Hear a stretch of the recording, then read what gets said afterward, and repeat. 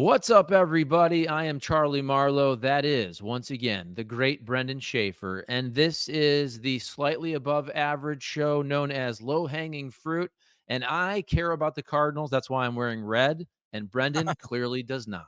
Clearly a former TV guy, because you guys would always do that. You'd wear red and you'd almost get in trouble from the viewers if you didn't. Whereas the sports writers, it's the opposite. If you're wearing the colors of the team, you're some big homer and it's a bad look. So I think that just explains the worlds from which we come here. Yes, especially opening day. If you did not wear red on opening day, an old lady named Gladys or Edna or Gertrude was going to call the TV station and complain about, oh, that young whippersnapper Charlie Marlowe's not wearing red. Okay, tell you what, no more old stories because we have an exciting baseball team to talk about. I don't This know. team The old is stories, that might be the only thing that can get us through. this team Oh, is this team is clicking on all cylinders, Brendan? Question yeah, mark? baby. Yeah, baby. What do you They're think? humming. Well, I think they're last in MLB in homers, and it's a Yes. common thing that fans say. Like, have you heard this too? The last couple of years, it's like it only seems like the Cardinals can score by hitting a home run on occasion. Like that's their way to score a run. They can't really have those true rallies very often. They don't know how to hit with runners in scoring position. All those things. And if that's the combination that you can only score by hitting the homer, and you are last in baseball in the homer. Probably not doing very well offensively. Yeah, that's pretty fair to say. Okay, let's just start there, and we'll work backwards, and we'll get to the Tigers series and then the Mets series. But just big picture, it's hard for me to explain and rationalize how the offense is this bad. We were talking over the offseason, I thought probably close to top 10. I think you said top 10, maybe pushing top 5. I think everybody thought with the names on the back of the jerseys, even though these jerseys apparently nobody likes them and you can see people's underwear, but still, I mean, how do you explain this offense being this horrendous? I really can't. It's collectively just been a disaster. Other than Wilson Contreras, who's doing a pretty good job. Mason Wynn, I think, has been above what we had expected.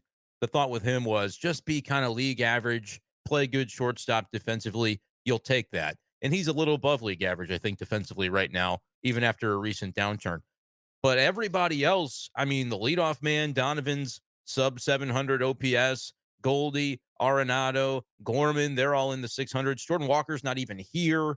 Like, it's just been an epic disaster across the board.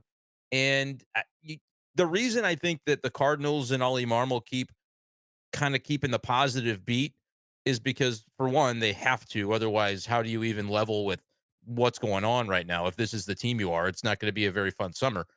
But also, it's just the notion of like the pedigree of these players is known for the most part. You know what these guys have been historically in their careers. Even the younger guys like a Nolan Gorman, you look at the years that he's been better than this. So what in the world is going on? They just don't expect for all of these guys to continue to struggle like this for as long as they are. I didn't mention Newbar; he's been rough as well. It's like seven guys out of the nine every day that are just struggling well below their career norms. And so you figure, all right, they'll bounce back to their career norms. But the longer this goes on, the more you wonder how reasonable it is to expect them just to kind of snap it back into place. Okay, so team stats right now, Cardinals in OPS 638. That is 28th in baseball, third to last. You'll notice as I read off some of these stats that the White Sox are right down there. That's why this series is going to be fantastic Can't coming up. wait. But let's go to runs, and I'll just do a couple for you folks. I won't bore you. Runs, Cardinals are also third to last, 28th. There's those White Sox. They are last. And Hello. you already mentioned home runs. Home runs, the Cardinals are now in last with a 21, White Sox second to last with 22. And you know how fans love to place blame, but it's part of our job when a team is doing great, you say, "Oh, who deserves credit?" When a team is doing poorly, "Oh, who do we blame?"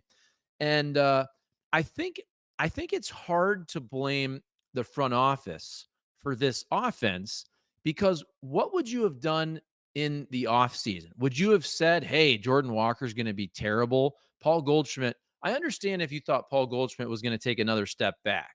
Did you think he was going to be just absolutely putrid? Did you think Nolan Arenado would lose all of his power? Like, so on and so forth. However, I do think, and I know you got into this with some folks on Twitter, of course, when the offense is bad, the fire the hitting coach brigade always comes out. I do think it's fair to wonder, though, not just with this team, but also when we see a lot of guys doing better elsewhere, you do wonder just developmentally. You wonder if the Cardinals get the most out of their players. Is that at least a fair argument, you think? I don't think you wonder whether they do. I think you know that they don't in Okay. recent years, right? Like, when's the last time, if you want to talk about development, and this doesn't really apply to the struggling Goldie or the struggling Arenado, but developing young players through the system, getting them here, maybe they have top prospect status, top 100s, that type of thing, and they get here. What do they do? Typically, not a lot relative to expectations. When's the last time they've had a guy like that that has come up and has met expectations beyond a year or two? Because maybe the answer is going to be a month from now, Nolan Gorman, because he came up, he's held his own for the first couple of years. He's a roller coaster kind of guy because he'll have his ups and downs. Right now, he's struggling, and so we're looking at the 609 OPS and going, well, they didn't develop Nolan Gorman. Now maybe he gets a hot streak and it's a different story, but it's hard to see the light at the end of the tunnel right now with the way he's swinging it. But that's from a development perspective, that's what I would go to first is, yeah, I don't even think it's a question at that point. I think it's just a statement.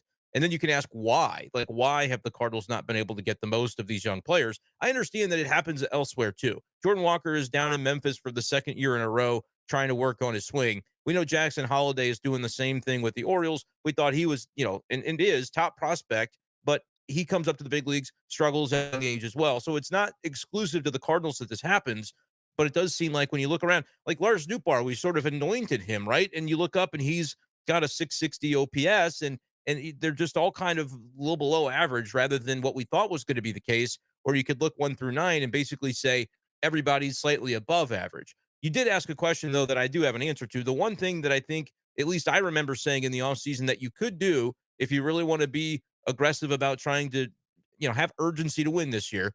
I thought Cody Bellinger would be a great fit because they wanted good defense in center field, and you needed a guy who can hit right-handed pitching.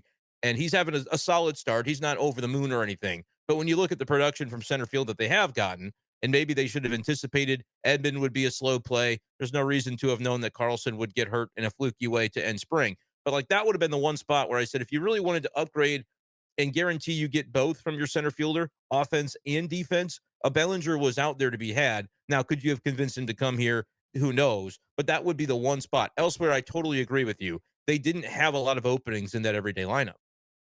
Yeah, and look, I will criticize John Mozeliak when I see fit, but even center field, look at it like this.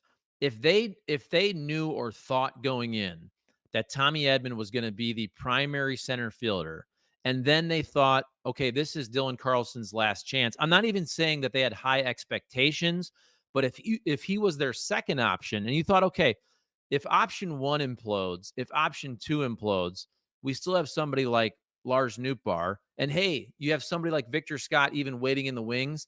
I could see how they looked at center field and didn't say, hey, we have to make a move. Now, I feel like we always get back to Tyler O'Neill. That's a different situation of you traded that guy away because of the relationship with Ali. Let's be real. You didn't really get anything in return for him. But and I'm not even trying to get into that, but it's hard not to big picture when you just see that the Cardinals for whatever reason have been terrible. They've been just maybe it's the worst thing they've done is evaluate outfielders over the last decade or so. They're awful at that. They really are.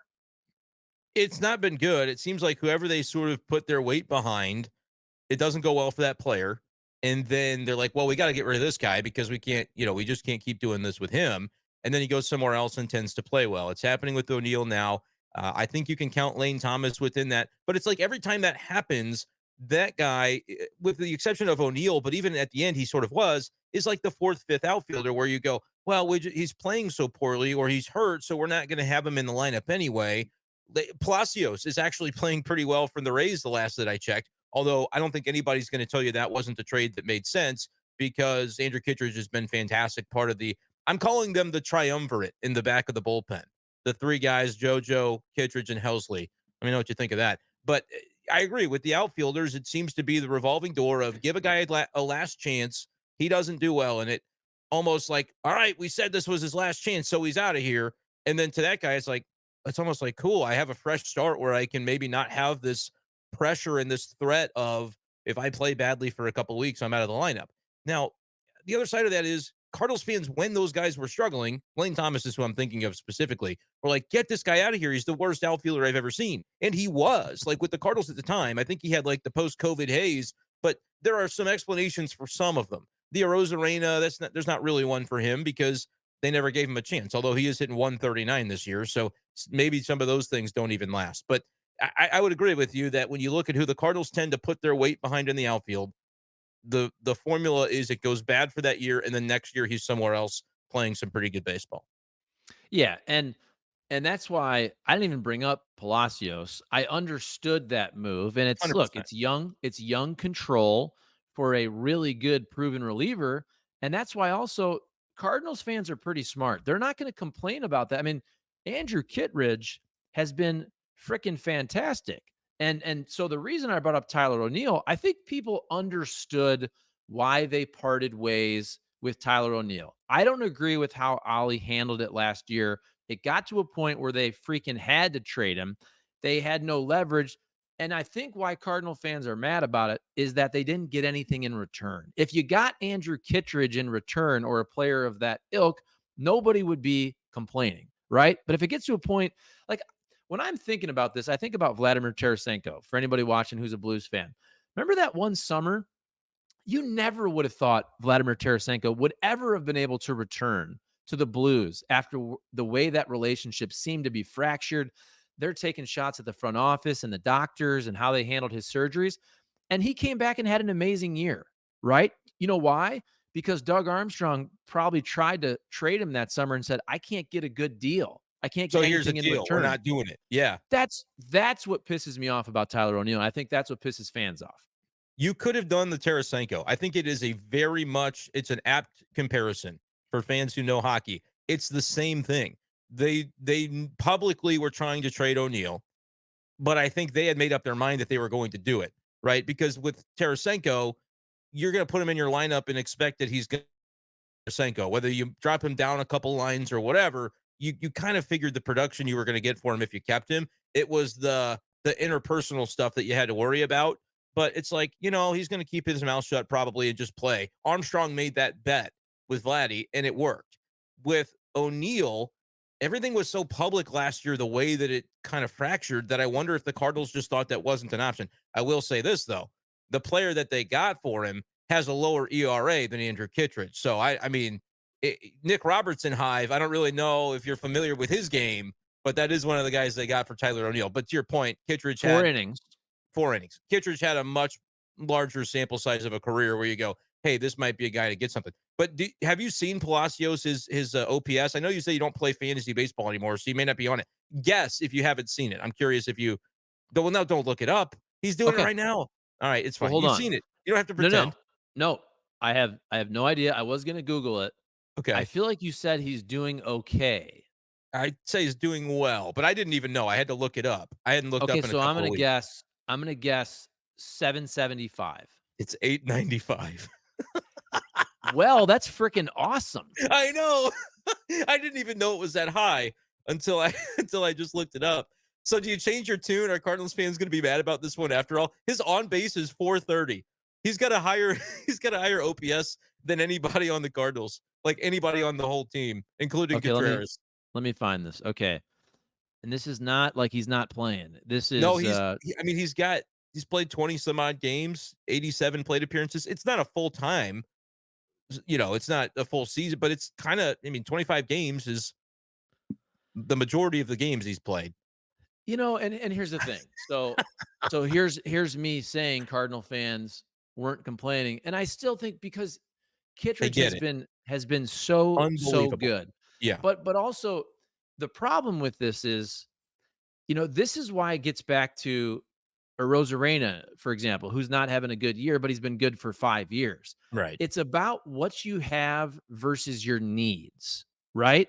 And it's just it's a much worse look when for I mean, I think you can go back to the Piscotty Grichuk era. And I know Yes. Tavares obviously was a tragedy, but they just seem to never find anybody who can consistently play outfield. They always seem to miss on these guys. And you can say, "Oh, we chose Bader, we chose O'Neill," but when you just always choose wrong, like you can go back and if you want to go, okay, but this situation with Adolis Garcia and this situation with the Rosarena, but Brenden, when you're doing it 8 times, okay, so here's the situation with a Rosarena, Adolis Garcia, Lane Thomas, now Palacios, now Tyler O'Neill. It's become such a pattern that you can't avoid it. Bader, Carlson is the most recent example, right? Where, well, and again, the 2022 Juan Soto stuff gets overblown. It wasn't specifically that, well, we cannot put Carlson in a trade. I think it's we're not going to trade Carlson and all this other stuff, Mason Wynn, Jordan Walker, like it would have been everybody, right? They weren't going to do that. So that's not exactly what happened with the Juan Soto deal. But it does kind of go to show like they valued him highly. His value has since declined. The Cardinals are never going to trade the guy at the peak of his value and almost bet against that homegrown player. They're going to bet on that homegrown player to stay homegrown and to wear a red jacket in 15 years. And it keeps not happening. It keeps being that those guys flash a little bit early and you think this is the next. We can't possibly part from this guy. And then a couple of years go by and you're like, oh, that guy's kind of average. But maybe it's not that they're choosing wrong. Maybe it goes deeper to, as you said, the development. They might be choosing the right players, but they're not for whatever reason. I don't know if it's coaching through the minors, coaching in the big leagues, analytics. I don't know what it is. I cannot put my finger on it because it's gone over multiple managers, like 3 different managers. This has been the case that we're talking about the Cardinals outfield. So it's not that you go, well, it's Ollie Marmol. 3 different hitting coaches, maybe 4, that we've been talking about this with the Cardinal outfield. So I don't think you can look at it and say, that's it. I've pinpointed the problem with why this keeps happening. Because as you said, the sample size is so large at this point. It's not that these guys stink because some of them go somewhere else and play really well. Now, Randall Grichuk is still kicking around. Is he a great player? No, he's been pretty much average even after he left. But a lot of these guys, they do seem to get the bump where, like Lane Thomas was a 5th outfielder that when he would play, he would fall on the ground and drop the ball. And it's like, what is happening? You're hitting 190. And then he goes to Washington and he's a 5 tool player. What is the deal with that? And that's something that's Thomas, you might say, was because of COVID. And I would buy that. He was not himself that year. But everybody else that it happens with, what how do you explain it? I can't. And it's almost like beating the dead horse. We've talked about it for so many years, but it keeps happening with new guys. That's where you get a little bit frustrated. And if the guys that were here were living up to expectations, nobody would care. You say, well, I'm not gonna sit Lars Nootbaar for Richie Palacios. Well, this year you would because Lars Nootbaar is not performing and Palacios is, but the Cardinals were never going to be able to make that decision, right? And it probably wouldn't have been the right decision if they would have done it here in St. Louis. But I can't explain why that is. I cannot put my finger on it. Okay, but see, you mentioned a bunch of managers. To me, it comes down to the front office, though. In this particular, I'm not blaming John Mozeliak for the fact that these guys can't hit right now, especially Goldie and Arenado. These are Hall of Fame type players. But you say, well, why can't they find the guy who's the diamond in the rough? Like, look at Matt Carpenter. Matt Carpenter was not a big prospect at all. You know that. He will be a Cardinals Hall of Famer. We used to give John Mozeliak so much credit back in the day when he traded away the first round pick, Brett Wallace, for Matt Holliday. Brett Wallace went on to do pretty much nothing. But Yeah. at the time, he was a hot commodity. The Cardinals used to be good at dealing away the guys when they still had value and keeping the folks and keeping the value and developing the diamonds in the rough. And I don't feel like they do that at all anymore. And to me, the constant is John Mozeliak and the front office and the development, whatever you want to put it on, minor league development and all that. And again, I feel like I say this all the time, but anybody who thinks we're just, oh, you're ragging on John Mozeliak. For 10 years, we gave him all the credit in the world for being so good at this. And now they're really bad at it. It's really flipped. That's the point. And I think fans sometimes take it too far in the other direction when they talk about, oh, it was all Jeff Luno or it was all, Sig Megdal. Like, but I would say this, like, there have been executives that were under Mozeliak that have gone elsewhere and have been lead executives and have done really well, right? So like maybe a lot of those front offices, it's not that Mo was always terrible or that he always was going to, not be able to make these types of moves or know when to cut bait on a guy a little early rather than a little late. But I do think they had a lot of talent over the years in that front office. And it's not to say there aren't talented people there now, but I think there were a lot of successful people that went on to be very successful elsewhere, and they deserve some of the credit for the years when they really had it cooking under John Mozeliak. And then those guys depart, and it might just be that the mixture they have now is not quite the golden age that it was before. I'm not going to go too far in the other direction and say, oh, they're all terrible, but like it's fair to ask questions about why the developmental trends have sort of flipped. And you bring up guys like Brett Wallace is a great point because when they made that trade, it was like, damn, like Brett Wallace might be a dude, but at least they have Matt Holliday and they have to re-sign him. That was the whole thing is if they can Mhm. get him to come back, Brett Wallace can go do whatever he wants. It's not going to matter to Cardinal fans. You know what Matt Holliday is. And fortunately for them, they were able to do that. You brought up Carpenter. That's a great example. He might be, though, like the last true homegrown guy that you developed and turned into a star because he was. He was a star Rosenthal? player at his peak. Who else? I think Rosenthal was also not a big pick. Well, I'm talking about not pitchers, but like position player Okay, guys that you develop. Yeah, on the pitching that's side, fair. Trevor Rosenthal was certainly at that peak. I'm trying to think of if there's a like so Brendan Donovan, I think, has a chance to be that, but we're not Mhm. seeing the consistency this year. And so in 3 weeks, if Donovan's OPS is 780 again, we'll go, okay, that Brendan Donovan's it again. So we don't want to get too much caught up in recency, but I would agree that the development of those types of guys to not just have 1 or 2 good years, but to have careers where they can develop them and then keep them there for a decade, performing at a high level. It's been rare that we've seen that. I'd say would probably since a Matt Carpenter. Yeah, and I know that back then you mentioned some guys that Mozeliak had a lot of talent around him. But also when you're the head honcho, it's like the quarterback and the head coach in football. You're going to get more of the credit than you deserve. You're going to get more of the blame than you deserve. But also, so why then why? Because for years, the Cardinals were right up there as one of those model front offices. Why are the Cardinals no longer that? Why?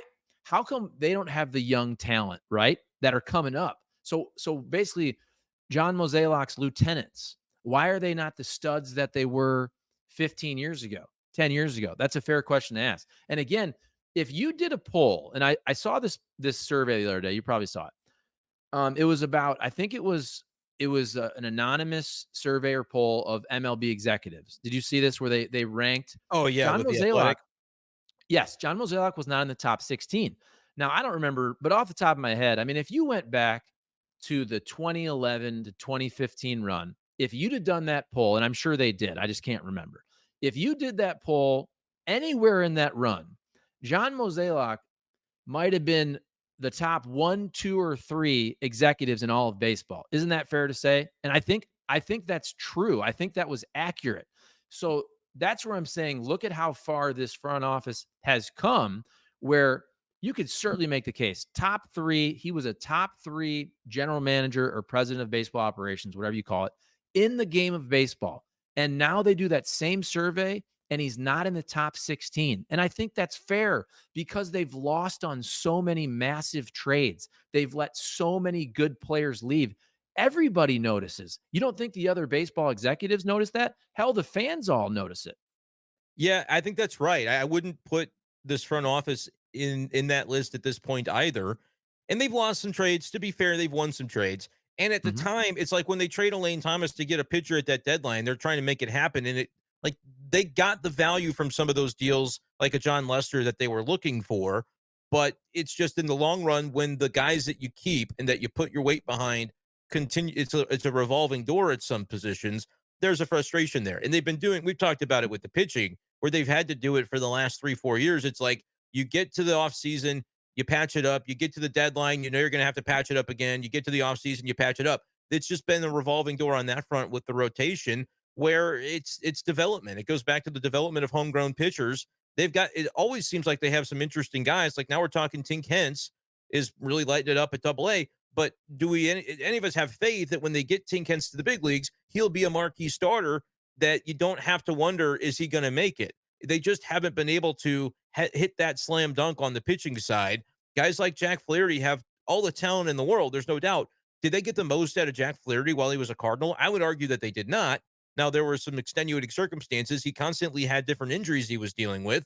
And so maybe that's part of the reason. But the results end up being the results. Yeah, and by the way, I love Tink Hence, but here's what I will say. I have lost confidence in the St. Louis Cardinals front office to know if they should deal a guy like that or keep him. You know what I'm saying? So in Yeah. me saying this, by the way, I hope Tink Hence is fantastic. Love the kid, but we also know he's not the biggest dude. Will he be able to last in the big leagues throwing 180 plus innings? I don't know.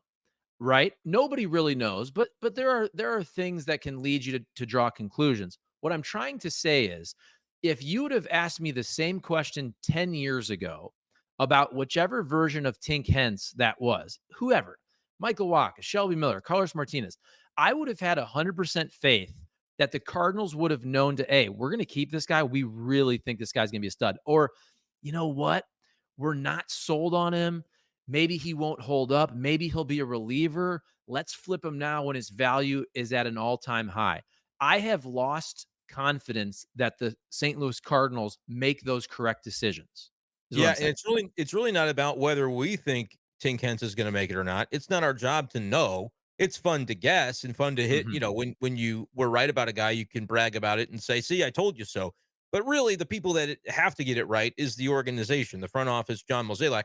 They have to be making those decisions at a high rate because you're leaving talent on the table. You're leaving currency on the table. These guys are currency via trade. If you think, hey, this guy does have a lot of value to the league right now, which you have to have the relationship with other GMs to be able to know which way the wind is blowing on your own prospects and know, okay, we're getting calls on this guy or people are interested in this guy. Maybe now's the time to capitalize relative to what we think this guy's going to do in the future versus we kind of just have to hold on because we're not able to navigate those relationships the way we used to for whatever reason and deal with the rest of the league in a way that's going to bring us the better side of a trade. It kind of seems like the Cardinals only trade with like a select few teams, right? It doesn't always seem like the whole league is open to the Cardinals in terms of trades. They've made these deals with Boston. They're happy to trade with the Rays. There's a few teams that they'll do deals with, but I don't know that for the Cardinals, it almost seems like the pool is you shrink it down to begin with. And there are teams that just maybe they don't seem to trade with as often. I don't know. Maybe that's not a fair assessment. No, no, it is. For years, you always had the Indians, now Guardians. Yeah, it Yeah, was Cleveland. always the Oh, Indians, and now it's Seattle and Rays. And I say this when I say half jokingly, maybe only 25% jokingly, maybe 5% jokingly, because it's probably not a good thing that the Rays always want to trade with you. Is that yeah, we'll fair to trade with you. say? Yeah. Hey, yeah, yeah, guys, we'll trade with you again. Sure. Well, went so well the last time. No, I think it's kind of understandable. I think the Cardinals are probably internally reluctant to keep doing it because they're like, what do they know? What do they know? Like, you're supposed to be pretty confident in your abilities as a front office to not have those thoughts. But if you're the Cardinals at this point, how could you not have those thoughts when Tampa's on the phone? It just feels like, and you know what else about Tampa? They tried to trade a Rosarena this offseason. They tried really hard to trade him. And maybe that was the signal to the rest of the league that's like, what do they know is about to happen? And now he can't play. Like, it's kind of interesting how they are always right about everything, it seems. Yeah, and I'm not gonna act like I've been watching Arozarena's at bats, but when I heard that talk, that seemed to me just if we call it Raysian, meaning Rays Yeah, apostrophe IAN, meaning look, he's what? Is he 1 or 2 years away from free they agency? got to So pay him. Yeah. we got a ton of value. His value's at an all-time high. We're not gonna re-sign him. Let's get a boatload of prospects. That's what it felt like to me, but then, like, the Libertor thing was more, I feel like the Rays said, "You know what? We don't think he's gonna be a front end starter." Now look, Libertor's been pretty good. Maybe he ends up being a really nice bullpen piece, but I think we'd all agree that for a good 5 years, Arozarena has been a stud. I know he's not good right now, but for 5 years, he's been really what's his OPS plus career? It's been it's been good. I mean, Is it he's been 140? Is it I 125? would It's guess something. it's more closer to 125. I'm gonna look it up though. I'll look it up right 120, now. 121, but that's with a 34 this year and Okay, so 127 PAs. He was probably closer to 125 before this year. okay, but still very, very, very good. Yeah. Yeah, and All right. I mean, I don't know. You could still say the Cardinals lost that deal. Maybe if we see Libby turn into Andrew Miller, you feel a lot better about it 5 years down the road. If he's just like a wipeout lefty reliever for a long, long time and starts throwing 98 consistently because he's going in shorter bursts, maybe that'll happen. But I think you're right. Like the Rays, that he was their first round pick when they did that trade, and it wasn't that long ago at the time. And it's like you're trading your first round pick from 2 years ago. If the Cardinals did that, you'd be like, why did they pick that guy if they were going to trade him right away? I don't know. I think there's some merit to that. Okay, so and we'll talk pitching, but again, just kind of big picture. As I look at the Cardinals in the standings, and hey, they're not in last place. Those Pirates have fallen off a cliff, but How the about that? Cardinals 14 and 17, so they're 5.5 games back of the Brewers. And here's the thing: look, they're only 2 games back in the wild card, and that's what the Cardinals will point to. Oh, we're right in there. We got a shot. But guess what? Everybody has a shot. Yeah. Everybody has a shot with all these wild cards. And your run differential is minus 30. We know the offense has been horrendous. But how about this?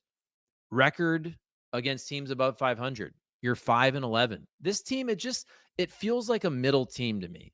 And I look, I think they're going to hit better. They can't not. I just don't believe this team is going to be bottom 3 or 5 teams in baseball offensively. But also, I really feel like when I watch the Cardinals, when I look at them in the standings, we really have lowered the bar on the expectations for the St. Louis Cardinals. I feel like we give a lot of attaboys now that we didn't used to do, right? I mean, Yeah. oh, okay, they're 14 and 17 and they got a shot. They almost won the series. I don't know. I do They feel like almost won the series. yeah, I mean, I That's just feel good. like we did, and this is where the fans are right. The fans are right to be pissed. We used to hold this team to a much higher standard, and I feel like we've dropped our expectations as the league has dropped their requirements to make the playoffs with all these wild cards.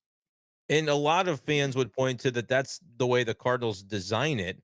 And I don't know if I always agree with that, oh, the Cardinals are just trying to get in. They're trying to squeak in because it's easier to do that. No, I think they're just constantly vigilant of balancing the long term of the organization, and they don't want to go take payroll to a level that you want them to take payroll to. Could they? Yeah, they could. And so it's fair to always bring that up because I don't when Bill DeWitt says this isn't a profitable industry, you just laugh. Like it's come on. That's just bogus. It's a bogus claim.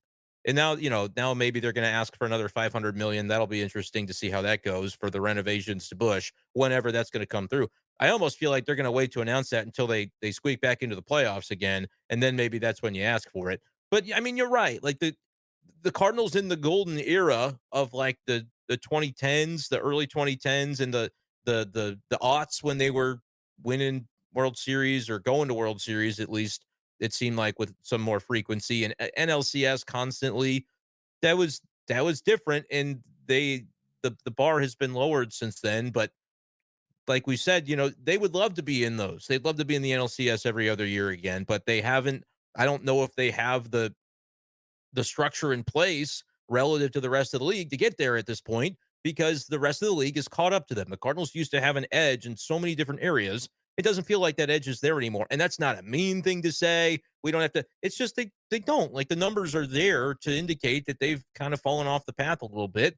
And you can take that 2019 NLCS. They won a playoff series. They got to the NLCS, got whooped once they got there. But like it's not difficult to see the trend line. And I think they push back against the trend line because they would say, well, playoffs are random. So some of those years when we didn't do very well in the playoffs, it's just not really our fault because it's random. I remember when I was a kid, they never lost the first playoff series. They're always getting to at least the second round. So random or not, they would never like I remember '06. They were playing the Padres in that first series. And whether they lost the game or whatever, I was starting to get a little bit nervous. I'm like, man, are they going to lose this first series? And then I thought, no, they don't ever lose the first series. Like it's not even an option for them. And now it's like you're just begging to get the third wild card. So yeah, the standards have been lowered. I don't think there's anything false or anything demeaning about that. It's just what it is. Right, and that's why I think you mentioned it even before, but we forget the Cardinals never lost the first series. The run where they went to the NLCS and they're beating the Dodgers, right? Yeah. Multiple times. They're beating teams that on paper they weren't even supposed to beat. The Cardinals were the team, and we gave them so much credit for it because they deserved it for 5 years. And I think people are just being fair about it now. So when you look at we'll try to be kind of positive here now. Okay, the bullpen. Now, the bullpen ERA has fallen off. There's been some lopsided games here, but I Yeah. think it's fair to say. So look, right now, Cardinals in MLB, bullpen ERA 3.88. That is 15th in baseball. And I like to let's look at last year. So last year, the Cardinals were 4.47. They were 23rd in baseball. So that's what? I mean, we're talking about, you know, point 0.6 of a run better. And I think the bullpen is even better than those stats because clearly, as you called them, what'd you call them? The trilogy? The triumvirate. I think it's like I a would like, Roman Empire thing. yeah, I'd like to call them the triad, brought to you by Triad Bank. If we There could you maybe go. get that I don't know sponsorship if since they're I don't know about that. the Triad Bank. But anyway, look, clearly their A relievers are arguably right up there, the best in baseball. So, Brendan, the bullpen has been really, really good. It has been, but I think it's fair to you said you're gonna be positive, so you wanted me to be positive, but it's also fair to go, I think beyond the first 4 guys, you kinda wonder who you've got that you can rely upon. The 3 have been unbelievable. JoJo, Kittredge, Helsley, if you've got a lead going into the 7th and those 3 are gonna be available to pitch that day, you probably won. I mean, that's just it's been that simple with those guys. I'm ready to count Ryan Fernandez. I know he gave up the bomb the other day, but I'm ready to say that Ryan Fernandez is someone that you can at least trust to, farther than you can throw him. The Gio is, I don't know what they're going to do with Gallegos at this point. He faced 4 batters, they all scored, was the case in the 11-6 loss Saturday night. So you have half of a bullpen that I think you feel really good about. Let's see more from Nick Robertson. John How about King is Libby? actually, believe it on or not, is on this team, but he doesn't really pitch very much because they don't really seem to trust him, which maybe that's kind of fair. When they had a 27th man for a doubleheader, they had to call somebody up. Who'd they pick? Kyle Leahy, who has a 6 ERA in Memphis. And we saw him last year, and it didn't really look like he was caliber for the big league. So I mean, organizationally, I think you can say little bit concerning if they were to have an injury or two to the bullpen. Suddenly, I'm even now worried about that unit. But you do feel very, very strongly and very good about the top end of the bullpen. It may be one of the best trios that any team has to throw out there, 7, 8, 9 in baseball. Definitely, there are some questions though at the back end. Yeah, and I would just to, we like to embrace debate here. You did mention Ryan Fernandez, and I think Libby. I mean, right now it's Libby, I early. should have mentioned too. Yes. I think it's fair to say they have. I always like to do this of how do I feel confidence level. If this guy goes in the game now. Look, Nick Robertson has thrown 4 innings, but I think there are 5 guys right now. You mentioned the triumvirate, Thank and you. then Ryan Fernandez, Matthew Libator. Right now, there's 5 guys that I feel comfortable when they go in there. You know, Zach Thompson, it's kind of weird because his role is so odd. You Well, know, he's not on the team. He's I I, I he know, went but I'm bye bye. saying I'm saying big picture when Yeah. he's in there, when he's kind of your long man type guy. So do you think he's going to be down for a long time now? I assume he's starting down there. I guess I Yeah. haven't looked, but yeah, I figure he's part of the rotation depth because that was weird. He didn't really have a role. You were bringing him in to mop things up when things went bad. And if you have to plan for things going bad every third or fourth day, then what does that say about your rotation in the first place? So it's almost kind of a difficult spot to even have a guy like that around. Currently, though, it's John King that's sort of that guy, but he's not a long reliever. So it is if you and Palante's down there starting too. He was a guy that could give you multiple innings if you just had to mop things up. Could get dicey. I mean, you had Steven Matz give you only 10 outs on a day where you had a complete extra pitcher and I get it, you played 2 games that day, but it's like, wow, what do you do? How do you cover the rest of these innings is maybe a bit of a question. But you are right. I should have mentioned Libertor because I would even maybe slot Libby confidence-wise a little bit above Ryan Fernandez still, but he just absolutely slipped my mind when I was talking about it. But so yeah, I would say 5, feel pretty good about. Let's see Robertson, like he's kind of come up in that Palante spot, in the spot where the guys who weren't really panning out have gone down to AAA. Maybe Robertson is a guy that can stay and stick and do what we've seen Fernandez do. Start out in some roles where you're like, all right, you're just going to get him in there when you're down by a bunch of runs. to where he's worked his way up of, hey, we're willing to use this guy if we have to in some more meaningful spots. They do have to figure out what to do with Gio, though. Like, what would you do? His ERA is 9. He has been so good for so long, but we've seen maybe a steady decline from him that really began last year. You could say maybe began at the end of 2022, but last year would give his hallmark would give up a couple homers. If you gave up one, you knew the second homer was coming. But like the days where he didn't give up homers, he still looked good. Now it's like doesn't really matter what he's doing right now. He doesn't look good. Yeah, he's walking a lot of guys, obviously giving up a lot of hits also. I'm trying to look and see in the past the years that he's been good, what his walk rate is. He is, he's striking some guys out, but a lot of walks there. So here's another thing. We'll flip it to the starting rotation. And again, I try to be fair. So John Mozeliak said this offseason, we're gonna get 3 starters. Like, whoa, that's a lot. And they got 3. Now getting 4 would have been even more difficult. But I look at the way it's not just because Steven Matz has this back issue, but the way they kind of just brought him in slowly from a pitch count. It just seems like, okay, you're massaging this guy in. You basically say your whole strategy this offseason is getting innings. And I get that. Kyle Gibson and Sonny Gray and Lance Lynn. But then you have this other guy who's not going to be an innings guy. I mean, you already basically are planning on that. You're saying we think in the past he's been hurt because maybe we ramp him up or he gets ramped up too early. I don't know. It just he feels like a guy that maybe makes more sense in the bullpen. And this isn't just hindsight. I feel like this conversation was being had this offseason. To me, it's all about his contract. I understand it's a tough ask to have 4 pitchers being added. Now, the conversation would have been, okay, do you go higher end with 2 starters? Would you try Zach Thompson and really give him a role? Now, clearly, Zach Thompson has not been good. And as you mentioned, he's in the minors. I'm just throwing it out there. It just seems like I'm just thinking this year and next year, I feel like Matz and Michaelis are both going to be given every opportunity to start because of their contracts. And I don't think that's a good thing at all for the Cardinals. It's not a good thing. It's like the sunk cost fallacy where you say, well, if this guy's no is not producing for us, but we're already paying him, so we kind of have to. But I think that's what the way they operate. And it's also a reason, by the way, that they didn't sign a bunch of long-term contracts to pitchers this offseason.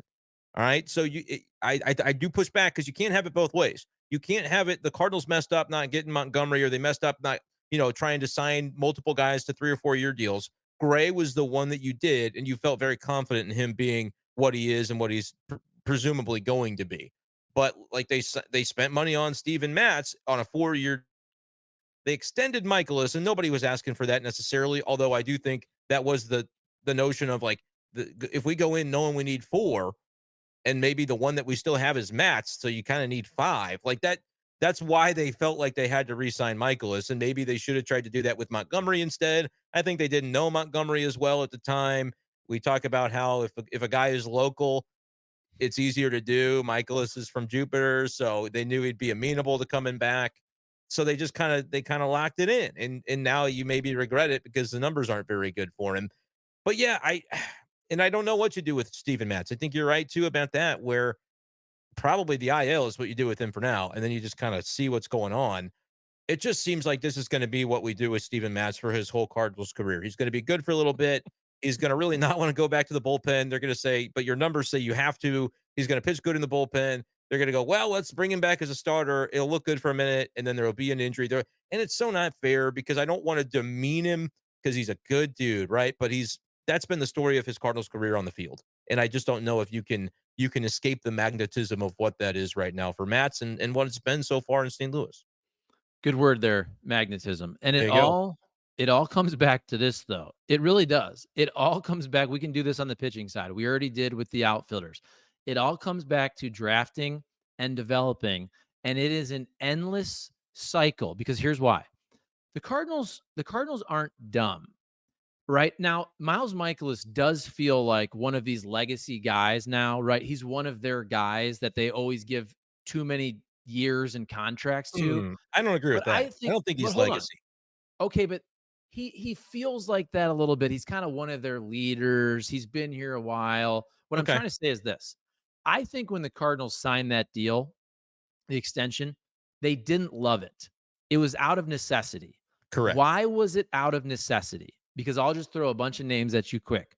Because the Dakota Hudsons and Jake Woodfords and even Matthew Libator as a starter and Zach Thompson, who we've Yes. brought up. And maybe I'm missing people, but all of the young guys, in the past, the Cardinals could have given one of those spots to a 24-year-old pitcher who had been good in AAA, and they could have four veterans and one young guy.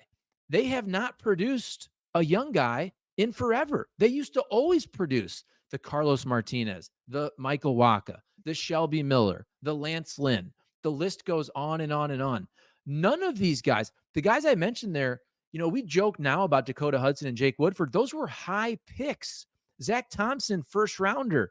And Matthew Libator, you traded a stud. He was a first rounder. They're not getting any starting pitching production whatsoever from their farm system. And that's the problem. Then you have to throw money at the old guys and give the 1-year deals to the old guys. Yeah, and I think it's maybe far enough along now to say like, which I don't know, like Zach Thompson at his height could throw 100 miles per hour. So sometimes injury happens, sometimes stuff happens. They said he lost weight this offseason on purpose, and then it messed up his mechanics. Did you see that? That was the word on Thompson. Granted, they didn't talk about that until after he'd already been sent down, but that like at a different size, his it just didn't sync up the right way. And that sounds kind of weird, but maybe that's true. The drafting of it is where it's like they draft the one I'm going to pick on a little bit, and maybe he can still be good. But Michael McGreevy was a first round pick like recently. And when they Yes. drafted him, it was kind of like they thought Dave Duncan was going to be his pitching coach, where like he would throw strikes and maybe didn't throw that hard, but it doesn't matter because this is what we do. We're the Cardinals. And I think people at the time even kind of picked on that pick on there's not really a lot of upside for this guy. He's going to get to AAA and sort of max out. That's what's happened so far. And he's kind of piddling around AAA, not ERA in the high fours, whatever it is. Of course, Zeffo right now he was minor league pitcher of the year a couple years ago, but now he's having that same sort of trajectory where ERA in the high fours, and you might just bring him up and have him start and just see because sometimes there are differences between AAA in the big leagues where you can actually do better in the big leagues because it's a different strike zone and there's just sometimes you get stuck at a ceiling in AAA and you might just need to break through it and let a guy try before you decide he's no good.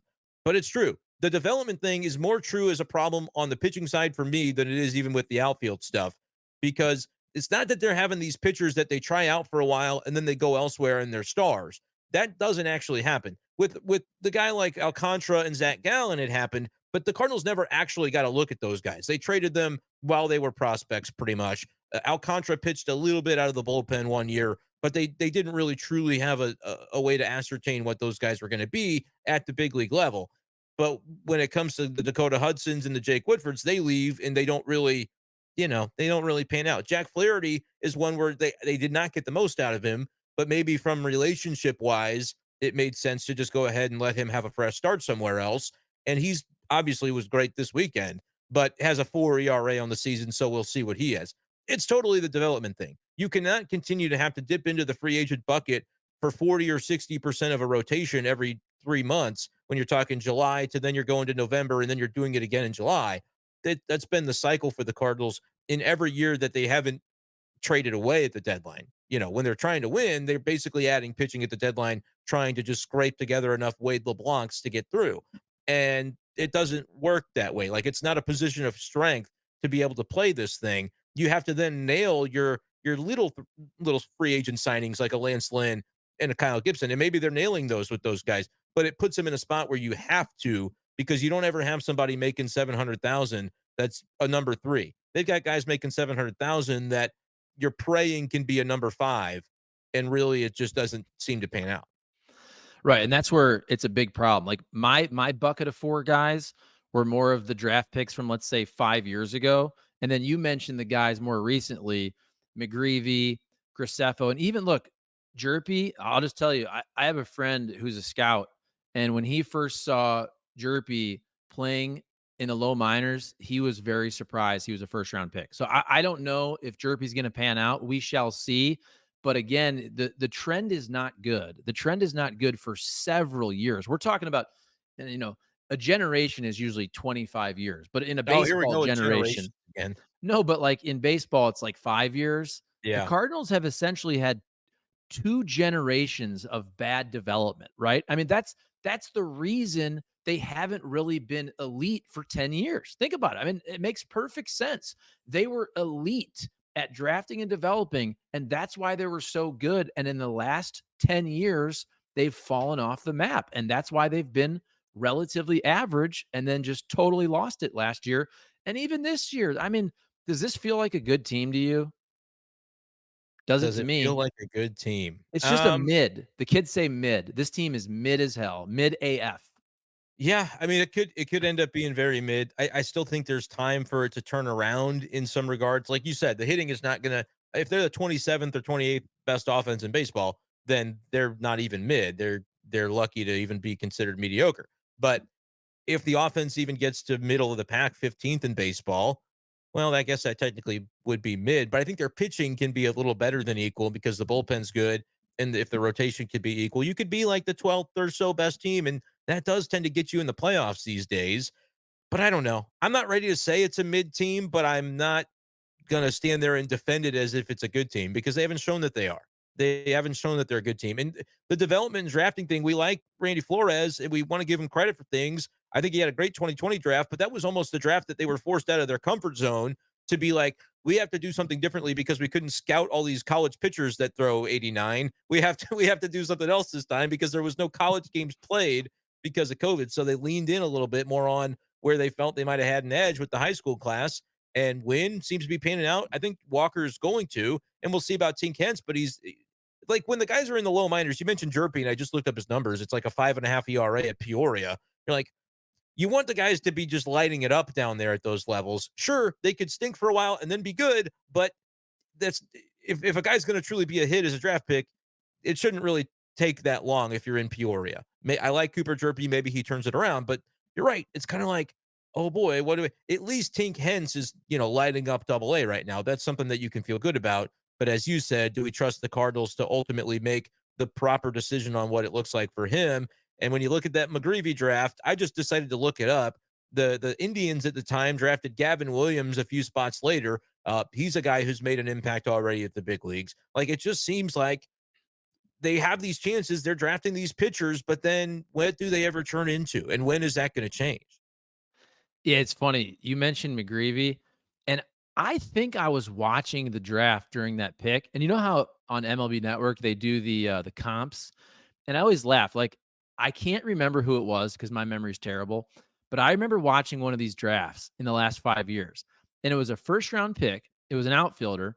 And they did the comp. The comp was Skip Schumacher. And by the way, I love Skip Schumacher. I mean, truly great guy. But I'm thinking for a first round pick, I don't necessarily think, and he had a nice career, don't get me wrong. But I think if you're drafting a guy and your first round pick's comp is Skip Schumacher, you're like, Uh I oh. mean, I'm hoping the comp is maybe, I don't know, like I don't want to say Aaron Judge, but somebody a little higher. And Give me like a so Chase Utley comp. Give me like a, give me something. something. And that's where I can't remember. And if somebody's watching this podcast or listening can go back. When they drafted McGreevy, I feel like their comp was Was it like Chip very. Wells? Like what It is was, it? yes, it was middle of the rotation, maybe back end. It might even have been Lance Lynn. And by the way, I don't even say that clearly as a knock because Lance Lynn has been fantastic. He's had a great career. But I remember, like, I was around when Lance Lynn was first drafted. They weren't talking about Lance Lynn when he was drafted becoming the pitcher that he became. You know what I'm saying? And that Yeah, goes back to the Cardinals used to find Lance Lynn's. Now, what was he, a second round pick? I can't remember. I don't Was he know, but was he a Google will sandwich tell us. pick? He was a high pick. Let's look it up before Yeah, I. he was a sandwich. It was technically the first round, but it was the Okay. 39th overall pick. So Okay, they were both 39th pick. But I remember when I was covering the team back then, when they drafted Lance Lynn, I don't think people thought he would have the career that he had. So he's had a great career. And that gets back to my previous point.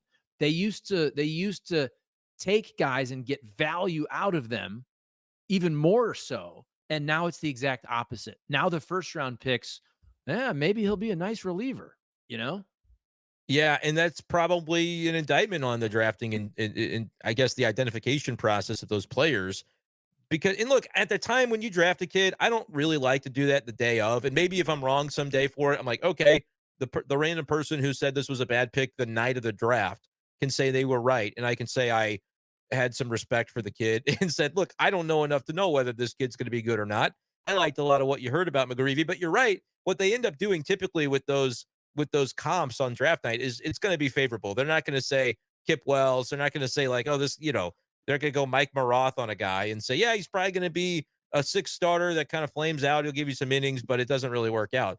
They're going to be nice typically about those things. But yeah, I can kind of remember a lot of the takes on draft night from McGreevy's draft where it's like, yeah, I don't know if there's a lot of upside. Like, I think the comp for him could have been Dakota Hudson. And if you would have gone, like they invested in Hudson and really never got fully what they were hoping to get out of him. And I'm looking now, McGreevy has 18 strikeouts in 31 innings in Memphis. That's Miles Michaelis, Like, I don't know. I don't know. Yeah, I'm trying to find the name. If I I could hope they find the develop name. some guys. Go ahead.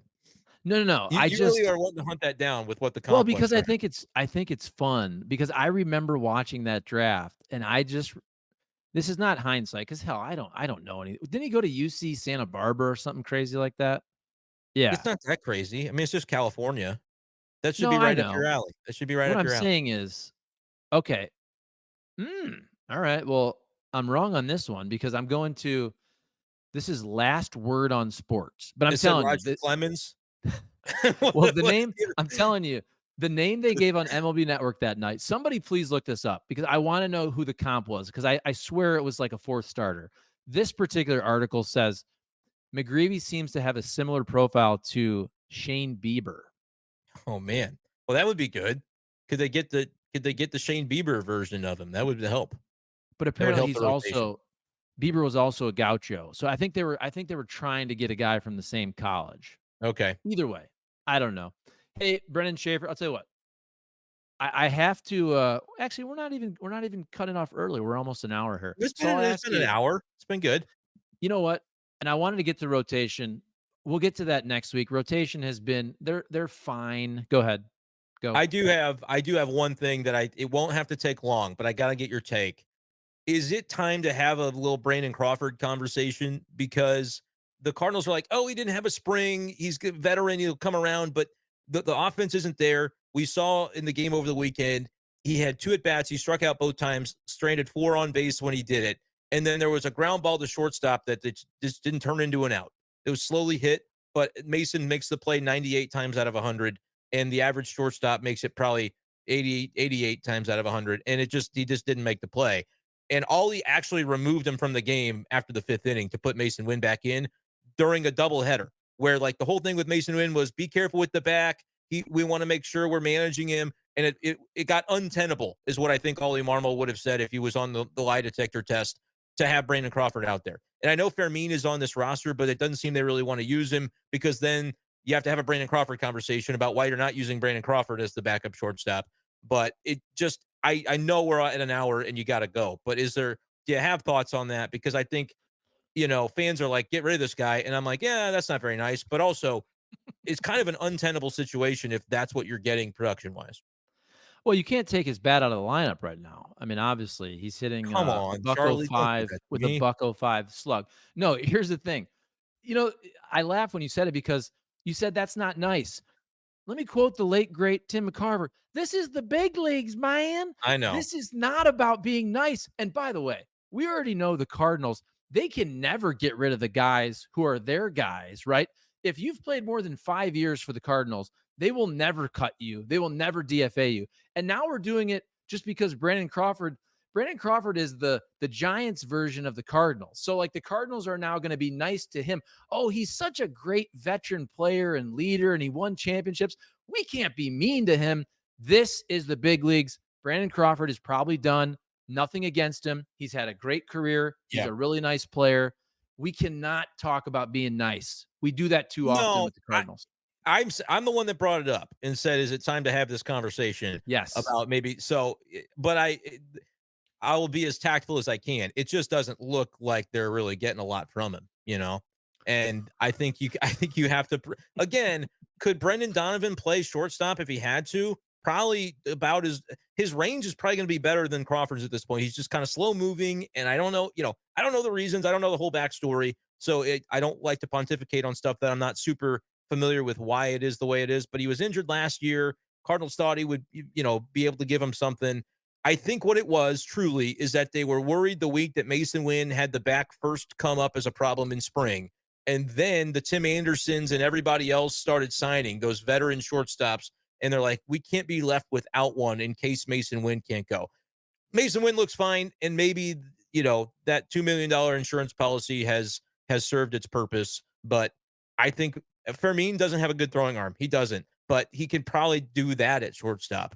And he hit 1,000 OPS in Memphis. So that's my thoughts on that. If that's too mean, then Charlie could tell me it's the big leagues and we can be good with it.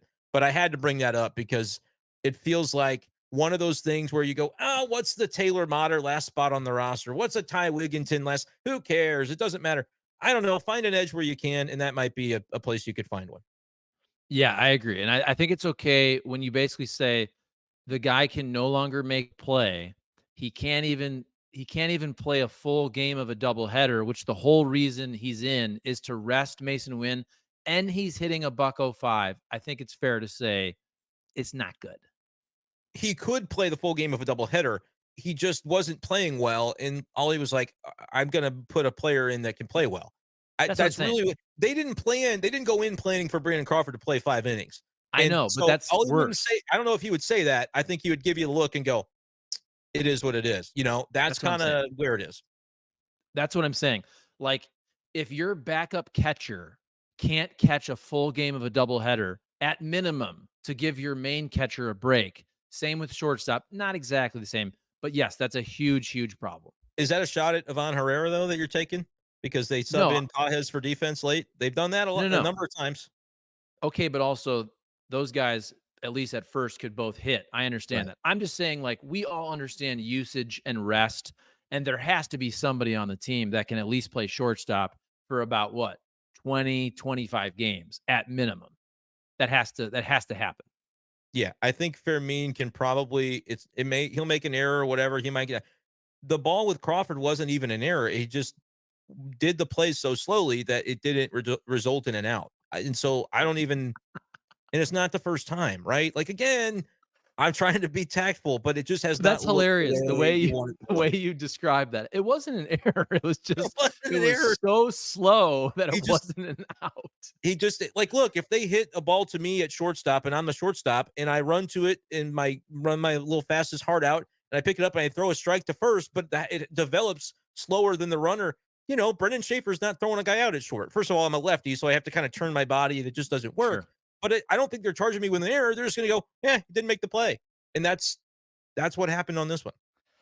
This is where your great franchise folks. This is where the St. Louis Cardinals have fallen. This is what we're talking about here on low hanging fruit. Charlie Marlow, Brenden Schaeffer, follow him, Be Shafe Daily, his YouTube channel. He does a lot more than I do. He'll Brendan, link it. I'm sure he'll link it in the description. You can just click that little link. He'll yes, do it. I always do. Charlie's All good. right. He's good people.